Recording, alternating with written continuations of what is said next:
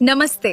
Smart skills learning hub में आपका स्वागत है, जहां आपका भविष्य आज से शुरू होता है। वेल्डिंग का नाम सुनते ही हमारे दिमाग में क्या आता है? शायद एक मजदूर की तस्वीर जो धातु के टुकड़े जोड़ रहा है। पर क्या ये सिर्फ इतना ही है? आज हम इसी आम धारणा को तोड़ेंगे और देखेंगे कि इस काम के पीछे कितनी गहरी समझ और जटिलता छिपी हुई है। जिन पुलों पर हम चलते हैं, जिन इमारतों में हम काम करते हैं, जिन गाड़ियों में हम सफ़र करते हैं, ये सब वेल्डिंग की वजह से ही तो मजबूती से टिकले हुए हैं। ये एक ऐसा हुनर है जो सच में हमारी मॉडर्न लाइफ की नींव है। तो चलिए इसे एक चुनौती की तरह लेते हैं। हम कुछ ऐसे सवाल देखेंगे जो एक वेल्डर को रोज देखने पड़ते हैं और जानेंगे कि इस काम के लिए संधे हुए हाथों से कहीं ज्यादा की जरूरत होती है। देखिए, कोई भी औजार उठाने से पहले एक वेल्डर को एक बहुत ही खास और मुश्किल सांकेतिक भाषा को पढ़ना और समझना पड़ता है। चलिए देखते हैं कि यह भाषा कैसी होती है। तो ये रहा हमारा पहला सवाल। स्क्रीन पर इस टेक्निकल ड्राइंग को जरा गौर से देखिए। सोचिए, एक्स से जो हिस्सा दिखाया गया है वो क्या हो सकता है? ये वो चीज है जो एक वेल्डर को पता होनी ही चाहिए। अगर आपका जवाब बीम फ्लैंज था तो बिल्कुल सही। ये किसी भी स्ट्रक्चरल डिजाइन का एक बहुत ही जरूरी हिस्सा होता है। तो ये बीम फ्लैंज इतना जरूरी क्यों है?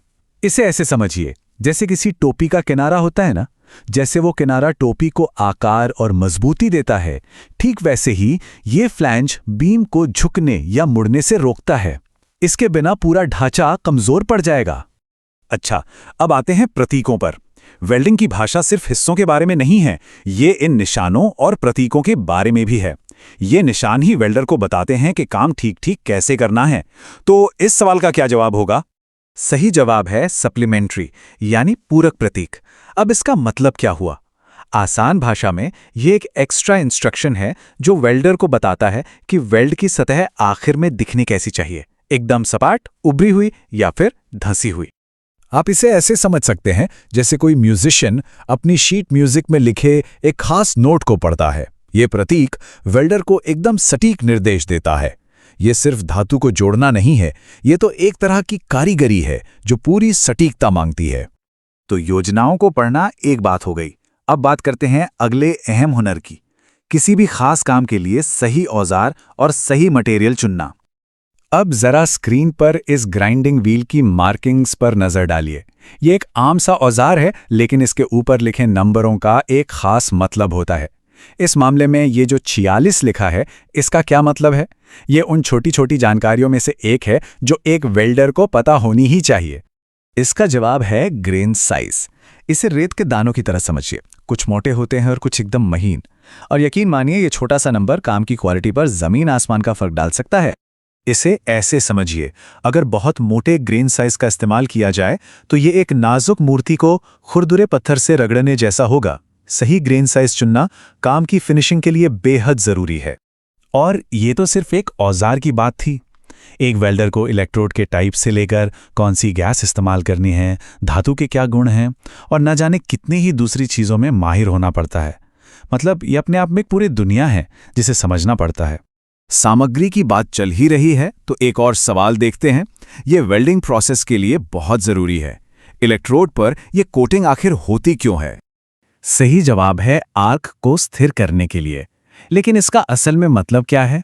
ये माचिस की तीली पर लगे मसाले की तरह काम करती है।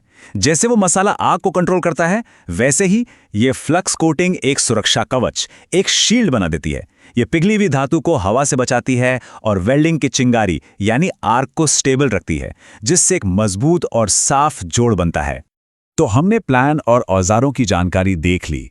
अब देखते हैं कि इस जानकारी को असल में काम में कैसे लाया जाता है। मतलब अब बात करते हैं तकनीक की। यहाँ एक सवाल है जो एक खास मशीनिंग प्रोसेस के बारे में है। इससे पता चलता है कि वेल्डिंग का मतलब सिर्फ धातु जोड़ना ही नहीं होता। तो सवाल यह है कि स्पॉट फेसिंग का इस्तेमाल आखिर होता किस लिए है? इसका सही जवाब है बोल्ट हेड को सही जगह पर बिठाने के लिए। मतलब सिर्फ बिठाना नहीं, बल्कि ये पक्का करना कि बोल्ट एकदम मजबूती से बैठे, जरा भी ढीला ना रहे। आइए इस प्रोसेस को स्टेप बाय स्टेप समझते हैं। जैसा आप देख सकते हैं, जब किसी खुरदुरी सतह पर छेद किया जाता है तो उसके आसपास की जगह उबड़ खाबड़ होती है। स्पॉट फेसिंग उसी छोटी सी जगह को पूरी तरह से सपाट बना देती है, ताकि जब बोल्ट या नट कसा जाए तो वो ढीला न रहे और अपनी पूरी मजबूती से पकड़ बनाए रखे। ये सब कुछ सिर्फ सुरक्षा और मजबूती के लिए है। तो अब इन सारी टेक्निकल डिटेल्स को जोड़कर देखते हैं कि इसका असल दुनिया में क्या मतलब है। तो इससे हमने क्या सीखा? यही कि वेल्डिंग सिर्फ हाथ का काम नहीं है, ये दिमाग का काम है। हर जोड़, हर प्रतीक, हर औजार का चुनाव एक बहुत जरूरी फैसला है जो पूरे ढांचे की सुरक्षा और मजबूती पर असर डालता है। तो अगली बार जब आप किसी पुल या ऊंची इमारत को देखें तो एक पल के लिए उन वेल्डरों के बारे में जरूर सोचिएगा, और ये भी सोचिएगा कि हमारे चारों ओर और कौन सी ऐसी छिपी हुई एक्सपर्टाइज है जो चुपचाप हमारी दुनिया को मजबूती से जोड़े हुए हैं।